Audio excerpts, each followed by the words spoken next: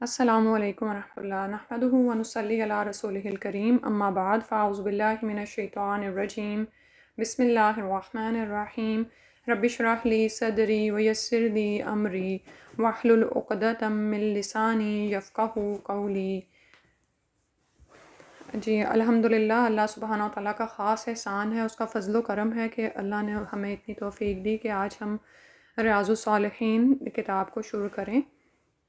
ریاض الصالحین جیسا کہ کتاب کے نام سے ظاہر ہے، صالحین یعنی نیک لوگوں کے باغات۔ تو اس میں وہ چیزیں ہمیں بتائی گئی ہیں کہ جس سے ہم اپنی زندگیوں کو مختلف طرح کے پھولوں سے اور پتوں سے سجا سکتے ہیں کہ جو ہمیں جنت الفردوس کا مالک بنا دیں۔ احادیث اس میں جمع کی گئی ہیں، اس کتاب میں زیادہ تر کوشش کی گئی ہے، یعنی اس کے جو مؤلف ہیں جنہوں نے اس میں مختلف احادیث کو جمع کیا ہے، یہ ان کی تالیف ہے، یعنی یہ کوئی احادیث کا مجموعے کی کتاب نہیں ہے، بلکہ مختلف صحیح احادیث کی کتابوں سے یہاں پر احادیث اکٹھی کی گئی ہیں، ٹھیک ہے۔ اور اس کا سیکھنا کیوں ضروری ہے، یعنی حدیث کو جاننا کیوں ضروری ہے، یعنی سوال یہ پیدا ہوتا ہے کہ جب ہم قرآن کر رہے ہیں تو کیا صرف قرآن کو سیکھ لینا اور اس کو سمجھ لینا کافی ہے، یا ہمیں حدیث کو بھی سیکھنا پڑے گا؟ تو آپ یہ دیکھیں کہ قرآن جو ہے ہماری احکامات کی کتاب ہے۔ زیادہ تر احکامات جن کو ہم نے کرنا ہے، کس طرح کرنا ہے، یہ ہمیں احادیث کی کتابوں سے ہی ملتے ہیں، ٹھیک ہے۔ تو رسول اللہ صلی اللہ علیہ وآلہ وسلم کس طرح کسی بھی حکم پر عمل کرتے تھے، یہ جاننے کے لیے ضروری ہے کہ ہم حدیث اور سیرت رسول صلی اللہ علیہ وآلہ وسلم کا مطالعہ کریں، ٹھیک ہے۔ تو اللہ تعالیٰ کا خاص فضل و احسان ہے کہ آج اللہ نے یہ توفیق عطا فرمائی کہ قرآن کے بعد، سیرت کو کرنے کے بعد، اللہ تعالیٰ نے حدیث کو قرآن کا بھی یہ کام پورا کرا دیں اللہ تعالیٰ۔ اللہ سبحانہ و تعالیٰ کے لیے ہم سب اپنی نیتوں کو خالص کر لیتے ہیں کہ اللہ سبحانہ و تعالیٰ اس کام کو ہمارے لیے بہترین صدقہ جاریہ بنا دیں، اس کام کو ہم سے قبول فرما لیں، ہماری نیت میں کھوٹ کہیں نہ آئے، کہیں پر تکبر کا شائبہ نہ ہو، اور رائی برابر بھی اگر کوئی تکبر ہے تو وہ اللہ سبحانہ و تعالیٰ ہمارے دلوں سے نکال لیں، اور ہم سب جو بھی اس کو سن رہے ہیں، جو بھی اس میں شامل ہیں، ان سب کو اللہ سبحانہ و تعالیٰ تکبر سے محفوظ فرمائیں، بناوٹ سے، ریاکاری سے، یعنی ہم اپنا اجر اللہ ہی کے ذمے رکھیں۔ اور آپ یہ دیکھیں کہ آج ہم اس کتاب کو شروع تو نہیں کریں گے، یعنی صرف یعنی پہلی حدیث بھی نہیں شروع کریں گے، انشاءاللہ بدھ والے دن کلاس ہوگی جس میں ہم حدیث کو شروع کریں گے، لیکن جو بھی حدیث کی کتابیں ہیں ان کا آغاز ہی نیت کے باب سے ہوتا ہے کہ نیت کو اللہ کے لیے خالص کرنا، ٹھیک ہے۔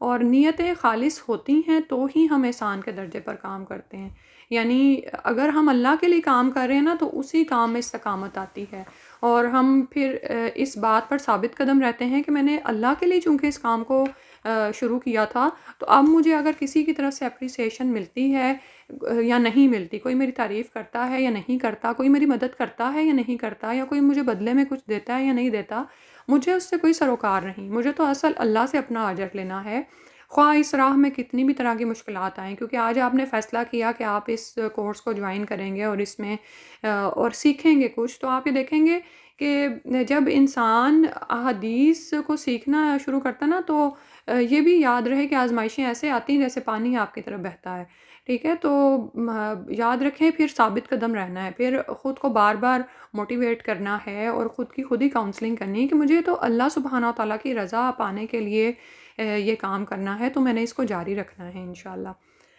تو قرآن اگر جسم ہے تو حدیث اس کی روح ہے، سبحان اللہ، کہ جب آپ قرآن کو پڑھتے ہیں، اس کو سمجھتے ہیں، اب آپ نے اس کو اپنی زندگیوں میں شامل کرنا ہے، تو ہو نہیں سکتا کہ آپ دیکھیں کہ یعنی جو صاحب قرآن ہے اس نے اس پر کس طرح سے عمل کیا تھا، اور وہ صاحب قرآن کون ہے؟ رسول اللہ صلی اللہ علیہ وآلہ وسلم ہیں، اور انہی کی سنت ہمارے لیے باعث نمونہ ہے زندگی کے ہر معاملے میں، خواہ ہم کسی فوج کے جرنیل ہیں، خواہ ہم کسی ادارے میں ٹیچر ہیں، خواہ ہم کہیں پرنسپل ہیں، خواہ ہم کسی کاروبار کے مالک ہیں، کہ کوئی بھی شعبہ زندگی ہے، وہاں پر ہمیں رسول اللہ صلی اللہ علیہ وسلم کی سنت کو ہی سامنے رکھنا ہے، ٹھیک ہے۔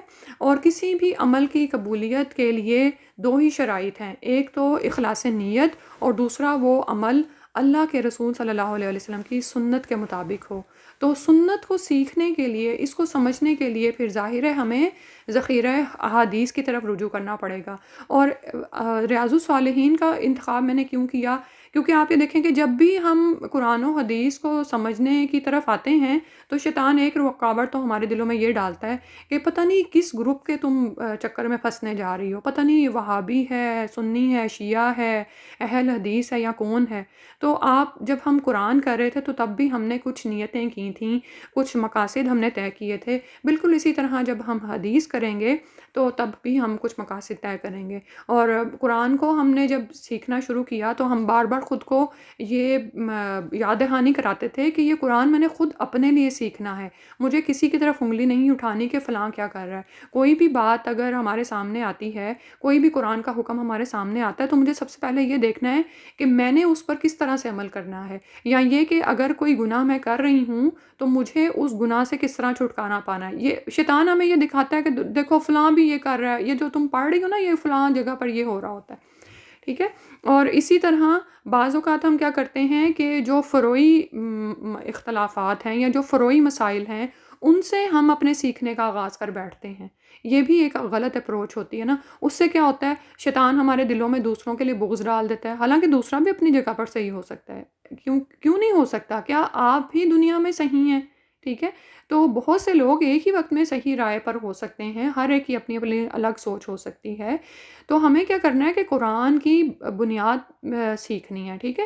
یعنی جو بنیادی عقائد قرآن میں درست کیے گئے ہیں، 3 بنیادی عقائد ہیں نا، کہ اللہ پر ایمان، رسالت اور عقیدہ آخرت. تو بالکل اسی طرح جب ہم نے حدیث کو سیکھنا ہے تو ہم نے جو بنیادی عقائد ہے نا، اور وہ پتہ کیا ہے، وہ دلوں پر کام کرنا ہے. ٹھیک ہے. ہم کیا کرتے ہیں کہ فلاں عبادت کا طریقہ کیسے کرنا ہے، یہ تو ہمیں سکھایا گیا ہے الحمدللہ، لیکن کتنی ہی دفعہ ایسا ہوتا ہے کہ ہم اس پر جم نہیں پاتے. اس کی وجہ یہ ہوتی ہے کہ ہمارے دلوں کی اصلاح نہیں ہوئی. ہمیں دلوں پر کام کرنا ہے. رسول اللہ صلی اللہ علیہ وسلم نے دلوں پر کام کیا، اور آپ صلی اللہ علیہ وسلم کا اخلاق اتنا خوبصورت تھا کہ آپ نے اس اخلاق کے ذریعے سے لوگوں کے دلوں کو ہی جیتا ہے. تو آج ہم انشاءاللہ کوشش کریں گے کہ ہم انہی چیزوں کو اپنے سامنے رکھیں جو کہ ہم نے قرآن کو سیکھتے ہوئے اپنے سامنے رکھیں، کہ ہم نے اللہ سے اپنے تعلق کو مضبوط کرنا ہے، اپنے قلبی تعلقات بہتر بنانے ہیں، نہ صرف اللہ کے ساتھ بلکہ لوگوں کے ساتھ بھی. ٹھیک ہے.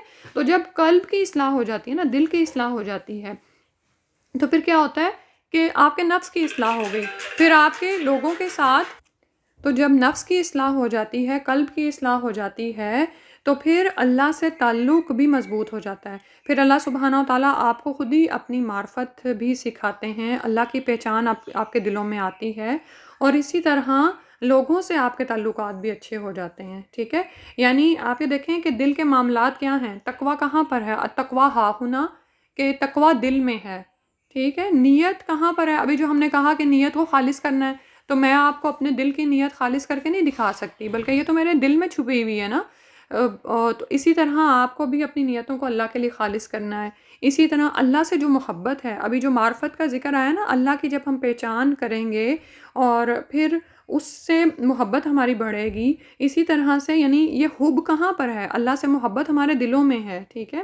اسی طرح رجا، خوف اور امید، توکل، ایمان، یہ سب کچھ دل میں ہوتا ہے نا، یہ اللہ سے ہمارا تعلق ہے. اور دل ہی برے عقائد کا، برے اعمال کی آماجگاہ بن جاتا ہے. ٹھیک ہے. اور اس میں کیا ہوتا ہے کہ دل میں ہی کفر ہے، شرک ہے، نفاق ہے، حسد ہے، تعصب ہے، دوسروں کے لیے کینہ رکھنا ہے، دشمنی ہے، بغض ہے. تو ہم نے کیا کرنا ہے کہ اپنے دل کی اصلاح کرنے کی کوشش کرنی ہے. تو ریاض الصالحین انشاءاللہ آج ہم اس کا تھوڑا سا تعارف دیکھتے ہیں. اردو میں لکھی ہوئی کتاب ہے، اس کو تالیف کیا ہے، یعنی یہ میں نے آپ کو جیسے بتایا کہ یہ مختلف احادیث کی کتابوں سے احادیث کو اکٹھا کر کے یہاں پر لیا گیا ہے. ٹھیک ہے. تو ابو زکریا یحییٰ بن شرف النووی الدمشقی ہیں، اور اس کے جو ان سا ہے ٹرانسلیشن جس کو میں فالو کر رہی ہوں، حافظ صلاح الدین یوسف نے کی ہے. آپ چاہیں تو اس کتاب کو بائی بھی کر سکتے ہیں، کیونکہ جب ہم کتاب خریدتے ہیں تو پھر ہم اس پر زیادہ محنت کر سکتے ہیں نا. ٹھیک ہے. اسی میں آپ نوٹس بھی لے سکتے ہیں، اس میں آپ کوئز بھی بنا کے لگا سکتے ہیں اپنے. تو اگر کیونکہ یہ کتاب آپ کو آن لائن شاید اردو میں PDF مل جائے، لیکن یہ جیسے میں نے آپ کو بتایا کہ مختلف احادیث کی کتابوں سے لی گئی، اور خاص طور پر انہوں نے یہ کوشش کی کہ اس میں صحیح بخاری اور صحیح مسلم جو ہماری دو بہترین یعنی صحیحین ہیں، اس سے جو ان سا ہے حدیث کا ذخیرہ یہاں پر جمع کیا گیا ہے۔ اور اس کتاب کا انتخاب کرنے کا مقصد وہی ہے کہ اس کا آغاز نفس کی اصلاح سے ہوتا ہے، یعنی یہ آپ کو سب سے پہلے یہ نہیں بتائے گی کہ نماز کیسے پڑھنی ہے، روزہ کیسے رکھنا ہے، بلکہ باقی جو معاملات ہیں اس کی یہاں پر تصحیح ہوگی۔ اور کتاب کا پورا نام ریاض الصالحین فی کلام سید المرسلین ہے، اور جیسے آپ کو بتایا ریاض الصالحین کا کیا مطلب ہے کہ نیک لوگوں کے باغات، اور اس کے پیچھے جو ہے لکھا گیا ہے کہ اس میں کیا کچھ ہے۔ ریاض الصالحین امام ابو زکریا یحییٰ بن شرف النووی رحمۃ اللہ کی عظیم الشان تالیف ہے۔ اس میں عام آدمی کو درپیش تمام مسائل کا حل قرآن کریم کی آیات اور منتخب صحیح احادیث کی روشنی میں پیش کیا گیا ہے، ٹھیک ہے۔ تو ایک یہاں پر جو اس کا اہم پوائنٹ ہے نا اس کتاب کا، وہ یہ ہے کہ اس میں آپ کو قرآنی آیات بھی مل جائیں گی، کیونکہ بعض اوقات آپ کے ذہن میں یہ خیال آ رہا ہوگا کہ میں نے تو قرآن ابھی ترجمے کے ساتھ پڑھا ہی نہیں ہے، تو اس مسئلے یا اس بات سے جو ریلیٹڈ آیات ہیں وہ بھی اس کتاب میں بیان کر دی گئی، اور سب سے پہلے جو ہیں آیات ہی بیان کی گئی ہیں، اس کے بعد پھر احادیث شروع ہوتی ہیں، یعنی کسی بھی ٹاپک کے حوالے سے۔ ترجمہ نہایت آسان، دلکش اور عام فہم ہے۔ ہر حدیث کا ٹھیک ٹھیک مفہوم اجاگر کرنے کے لیے اس کی جامع شرح بھی لکھی گئی ہے۔ اس عظیم کتاب کے زیر نظر جدید ایڈیشن میں احادیث کے فوائد میں مزید اضافے، تخریج و تحقیق اور راویوں کے مختصر حالات زندگی بھی درج ہیں۔ آپ یہ دیکھیں کہ کتنی دفعہ ہمارا دل کرتا ہے کہ ہم اپنی زندگیوں کو نبی صلی اللہ علیہ وسلم کے اسوہ حسنہ کے مطابق لے آئیں، اور اس کے ساتھ ساتھ ہم یہ بھی سیکھتے ہیں کہ ہم صحابہ صحابیات کی زندگیوں کو پڑھیں اور مختلف صالحین کی زندگیوں کو پڑھیں، لیکن ہمیں وقت نہیں مل پاتا۔ تو یہاں پر ہم یہ جو مختلف راویوں کے واقعات ہیں نا، وہ بھی ہم انشاءاللہ تھوڑے سے پڑھیں گے انشاءاللہ۔ اس سے کتاب کی افادیت میں بہت زیادہ اضافہ ہو گیا ہے۔ علماء کرام، خطیبوں اور واعظوں کے ساتھ ساتھ عام قارئین کرام کے اس کی بدولت زندگی کے ہر قدم پر رہنمائی حاصل کر سکتے ہیں۔ اللہ سبحانہ وتعالیٰ جس مقصد کے لیے اس کتاب کو لکھا گیا ہے اس مقصد کو ہمیں حاصل کرنے کی توفیق عطا فرما دیں، آمین۔ تو آغاز کرتے ہیں۔ نحمدہ ونصلی علی رسولہ الکریم، اما بعد، فاعوذ باللہ من الشیطان الرجیم، بسم اللہ الرحمن الرحیم۔ رب اشرح لی صدری ویسر لی امری واحلل عقدۃ من لسانی یفقہوا قولی۔ تو اس کتاب میں ہی اللہ سبحانہ وتعالیٰ کا فرمان باری ہے، وَمَا آتَاكُمُ الرَّسُولُ فَخُذُوهُ وَمَا نَهَاكُمْ عَنْهُ فَانْتَهُوا۔ سورہ الحشر کی آیت ہے، اور اللہ کے رسول جو کچھ تمہیں دیں وہ لے لو، اور جس چیز سے تمہیں روک دیں اس سے رک جاؤ۔ یعنی جب لوگ پوچھتے ہیں کہ بھئی حدیث پر کیوں عمل کریں، کیا یہ ضروری ہے، تو ان کو یہ آیت پیش کر دیں۔ سورہ الحشر کی آیت ہے کہ اللہ کے رسول جو کچھ تمہیں دیں وہ لے لو، اور جس سے تمہیں روک دیں اس سے رک جاؤ۔ یعنی اللہ کے رسول صلی اللہ علیہ وسلم کا حکم دراصل اللہ ہی کا حکم ہے، اور ان کی نافرمانی دراصل اللہ ہی کی نافرمانی ہے۔ ارشاد نبوی صلی اللہ علیہ وسلم ہے، ترکت فیکم امرین لن تضلوا ما تمسکتم بہما، کتاب اللہ و سنت نبیہ۔ میں تم میں دو چیزیں چھوڑ چلا ہوں، جب تک تم ان کو مضبوطی سے پکڑے رکھو گے، عمل پیرا رہو گے، یعنی تو ہرگز گمراہ نہیں ہوگے۔ موطا امام مالک کتاب الجامع کی یہ حدیث نمبر 24 ہے۔ تو اللہ کے رسول نے تو خود فرمایا کہ میں تم میں دو چیزیں چھوڑ کر جا رہا ہوں، صرف کتاب نہیں بلکہ سنت نبی ہی، کہ اللہ کی کتاب اور اس کے نبی کی سنت۔ تو یہ ضروری ہے کہ ہم اس سنت کا مطالعہ کریں اور اپنی زندگیوں کو سجا لیں ان تمام موتیوں سے جو کہ ہمیں جنت میں جانے کے لیے چاہیے انشاءاللہ۔ اور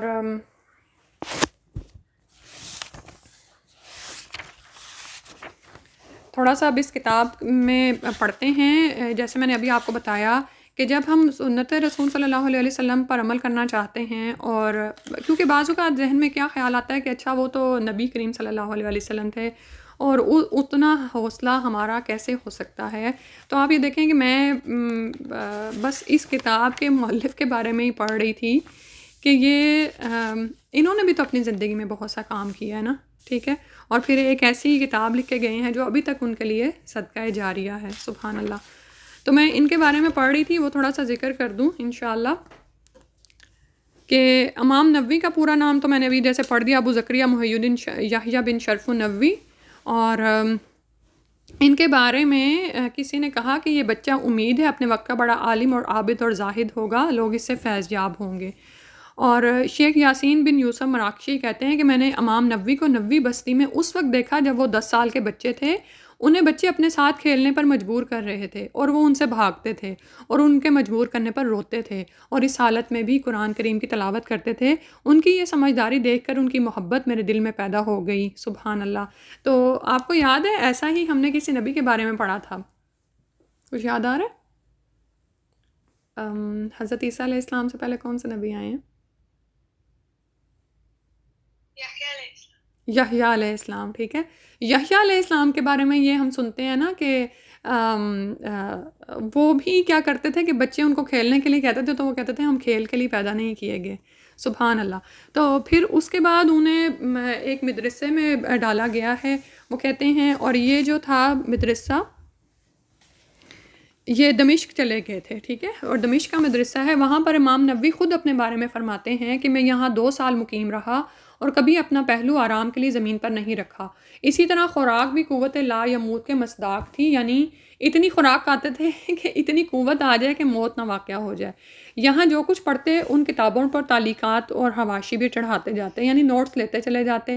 ان کی اس محنت، قابلیت اور علمی استغراق اور انہماک نے ان کے اساتذہ کو بھی حیرت اور استعجاب میں ڈال دیا اور وہ ان سے شدید محبت کرنے لگے، سبحان اللہ۔ اور اسی طرح جن لوگوں سے انہوں نے کسب فیض حاصل کیا، یعنی جن اساتذہ سے ان کی تعداد 20 سے زیادہ ہے، اور یہ سبھی اپنے فنون کے ماہر تھے، یعنی یہ ہے کہ کسی عام ٹیچر سے کسب فیض حاصل نہیں کیا بلکہ سارے ہی اسپیشلائز تھے، اور اپنے وقت کے بہترین اور ممتاز علماء تھے، یعنی کوئی فقہ کا ماہر تھا تو کوئی حدیث کا، کوئی علم اصول کا تو کوئی علوم عربیہ میں ماہر تھا۔ آپ نے اپنے آپ کو سیرت اور کردار کی خوبیوں سے آراستہ کیا، اور یعنی علمی انہماک تو میں نے ابھی آپ کو بتایا نا کہ یعنی خوراک اتنی ہی کھاتے تھے کہ قوت قائم رہے کہ زندہ رہ سکیں، اور کہتے ہیں کہ ان کا علمی انہماک ضرب المثل بن گیا تھا، یعنی انہوں نے اپنے تمام اوقات کو علم کے لیے وقف کر دیا، کبھی علم حاصل کر رہے ہوتے، کبھی کسی کو سکھا رہے ہوتے، کبھی کتاب کا مطالعہ کرتے، اور اس کے علاوہ کھانے پینے میں بھی سادگی اختیار کی ہوئی تھی، ٹھیک ہے۔ یعنی آپ یہ دیکھیں کہ اچھا لباس پہننا یا اچھا کھانا کھانا ممنوع نہیں ہے، لیکن علم کے انہماک میں یہ ضرور کمی لے کر آتا ہے۔ تو اہل علم و فضل کی اکثریت ان چیزوں کو زیادہ اہمیت نہیں دیتی، اور جس چیز کو اہمیت دیتی ہیں وہ دراصل الوحی الہی کا علم حاصل کرنا اور اسے آگے پہنچانا ہے۔ اور آپ یہ دیکھیں کہ جب کسی کو بھی اس کا مزہ آ جاتا ہے نا، جب لطف آ جاتا ہے، تو کوئی تفریح گاہ، کوئی اچھا کھانا، کوئی اچھا لباس آپ کو وہ لطف نہیں دیتا جو کوئی دل کی بات سیکھ کر آپ کو لطف آتا ہے۔ یعنی آپ یہ دیکھیں کہ جیسے ابھی بات ہوئی نا کہ دل کے جو معاملات ہیں نا، جب کوئی بھی علم کی بات آپ کے دل پر اثر کرتی ہے نا، تو آپ جو مزہ اٹھاتے ہیں نا، اس مزے کا دنیا میں کہیں کوئی مقابلہ نہیں ہے، ٹھیک ہے۔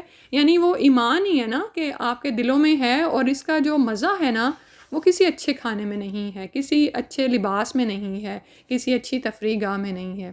تو اللہ سبحانہ و تعالی ہمیں بھی وہ لطف حاصل کرنے کی توفیق عطا فرما دے۔ اچھا، الحمد للہ الواحد القہار العزیز الغفار مکور اللیل علی النہار تذکرۃ لأولی القلوب والابصار وتبصرۃ لذوی الالباب والاعتبار۔ تمام تعریفیں اللہ واحد القہار کے لیے ہیں جو غالب، بہت بخشنے والا ہے، رات کو دن میں اور دن کو رات میں داخل کرنے والا ہے، اور رات کو اور اسی طرح سے یہ گردش لیل و نہار دراصل اللہ ہی کا کام ہے، اور اس میں کن لوگوں کے لیے نشانیاں ہیں، وہ جو بصیرت رکھتے ہیں، ٹھیک ہے۔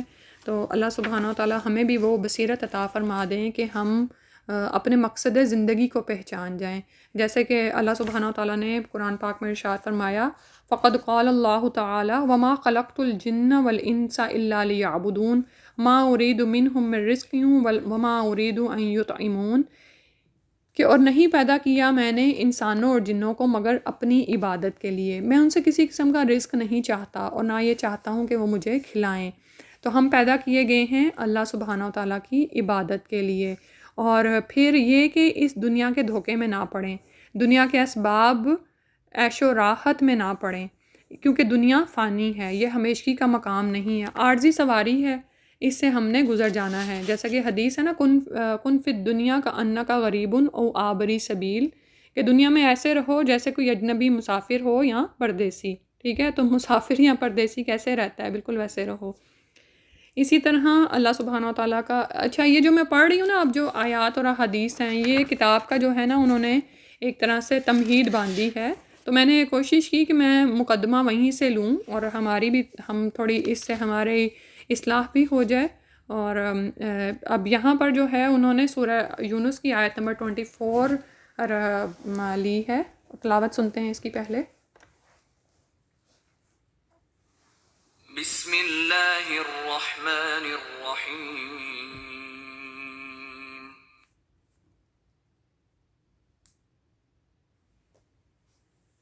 انما مثل الحیاة الدنیا كماء انزلناه من السماء فاختلط به